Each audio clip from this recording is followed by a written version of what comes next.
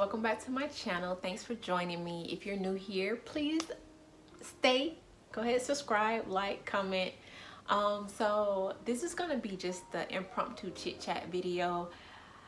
I'm just coming from the store, and when I walked into my apartment, I realized that I have manifested my apartment down to the color of the floor. Like, when I think about it, I don't know, that's wild to me. It's like, I know I am that powerful to manifest whatever I want in life, but when things like actually come into fruition, it's really like, yeah, I am very powerful. So I just want to tell y'all how I manifested my dream apartment. So my dream apartment for now, because my next dream apartment is definitely a like luxury skyrise in downtown LA, like super giant windows, like the whole shebang. I'm gonna tell you like what led up to me getting this apartment. So in maybe 2 years ago, well no, I've lived here for 2 years. So 2 years prior to that, I ended up losing my job, and I went into a deep depression because I had worked so hard to get that job. Like, when I tell you I worked hard through college, I did all of the reaching out to people. I worked multiple internships for free. Like, I did the one that I had to do for school, and then did 2 more because I just wanted the experience and just tried so hard to get my foot in the door. And then when I finally got my foot in the door, it lasted for maybe like, I want to say 8 months before the company itself went under and I was let go. And I was just like, dang, I worked so hard to get there and it just went away. So I ended up saving money though for 3 months worth of rent where I was staying then. So where I was staying then, I had a roommate and we were paying $700 a piece for a 2-bedroom like outside of USC. And it was kind of in the hood, but it was a nice apartment. So within that month's time of me getting fired, maybe like a week or 2 later, I get a call while I'm out of town at my mother's wedding. I get a call from my roommate, or no, not a call, a text from my roommate, and she's like, hey, I'm actually moving in with my girlfriend. So like, basically like what are you gonna do? I'm kind of like moving in with my girlfriend. Like, our lease is about to be up in a month, so I'm just about to move out this month. And I was just like, dang, like, I can't pay that last month of $1,400 by myself. Like, I can't do that. Like, everything was falling apart within a month's time, and it was just like back to back. And it was so much going on at one time. But she ended up paying that last portion of the rent, thank God. Then I ended up moving in with my grandmother, because I had no job and my savings were gone, and how was I gonna live without any money? So no job and no apartment. So I ended up having to go back to working in retail. And when I tell y'all, I was so depressed, like deep depression. I had worked retail from the age of 16 until I graduated college, and I had finally transitioned into my big girl job. And to see all of that crumble within a month's time, and to have to go back to doing that retail job that I thought I would never have to go back to, making minimum wage after you're coming from a salary job, it was depressing. I was kind of like, God, why? Like, why me? Like, I work so hard. I'm a good person. Like, I haven't done anybody wrong. Like, why is this happening to me? But, things happen. It happens for a reason, right? So I ended up working the retail job, and while I'm in this deep depression, I was like, okay, I cannot sink any further into this depression, because if I do, I'm not gonna come out of this. So the one thing I started to do was, I was like, I need to listen to books. I'm going to listen to books to get me out of this. And one book I came across was The Game of Life and How to Play It by Florence Scovel Shinn. And when I tell you, if you have never read any book about manifestation ever, or about life ever, start with this book. This book changed my life in the way I think about like just how life works in general. So in the book, there's a part where there's a lady who comes to Florence, and she's like, I want to manifest like an apartment or a house or something. She want to manifest a place to live. She has no money. And Florence is just like, okay, you can manifest this without any money. She's like, first things first, you have to believe that whatever apartment or house or whatever living situation is going to be yours. And the lady was kind of just like, I don't like, she couldn't fathom it because she just could not see herself outside of the state she was in, which is my situation. And as the book goes on, she tells the lady to buy something nice for the apartment. So the lady ends up buying a lamp, and then maybe a few days later, she ends up like the money came to her somehow, and then the apartment came to her somehow. So I was like, okay, I am going to do that. Like, what do I have to lose? Like, I need something that's gonna like get me up out of this depression. So I ended up going to Target. And before I went to Target, I was like, okay, let me pin home decor in my Pinterest board just to get me like motivated and inspired and like just to feel happier. So I would pin like I know I wanted a green velvet sofa, so I pinned like all decors that had like green velvet sofa, some that had gray velvet. Like I just knew I wanted like a jewel tone velvet sofa. So as soon as I walk into Target, and how the Target is set up, the decor aisle is like right there. Like the home decor is like right there. As soon as I walk into Target, let me tell you what I see. I'm gonna show you this. And I know you're like, oh, it's just a pillow. This is a green velvet pillow that I was like, oh my God. Like, this is gonna go on my sofa. This matches with the sofa that I'm gonna have in my apartment. So I need to get it. Mind you, I am still in a tiny, super tiny room in my grandmother's house. Like, can barely fit the stuff that I already have there. So I was like, okay, I'm gonna get the pillow. It's gonna make me feel better. I'm gonna get it. I kind of couldn't afford this pillow because Target is expensive, and this pillow was, I think, $25 or like $20. And I was just like, I can't afford it, but I'm gonna buy it. I'm just gonna buy it, whatever. The money will come, I'm gonna buy it. It's fine.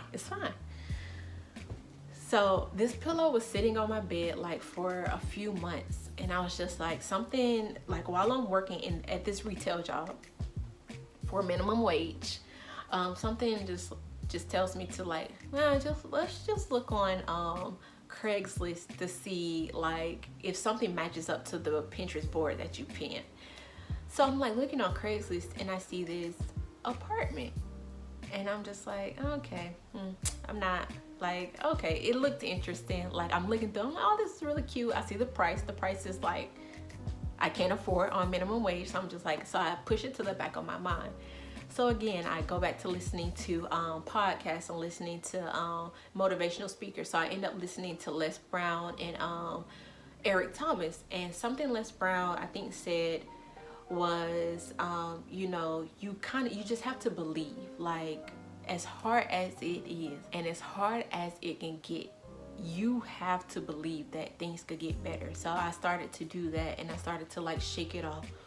Then I came across Neville Goddard, I think that's how you say it, and I listened to him. So if you know anything about law of attraction or manifestation, you probably know Neville Goddard. If not, listen to something of his on YouTube. Just listen to it.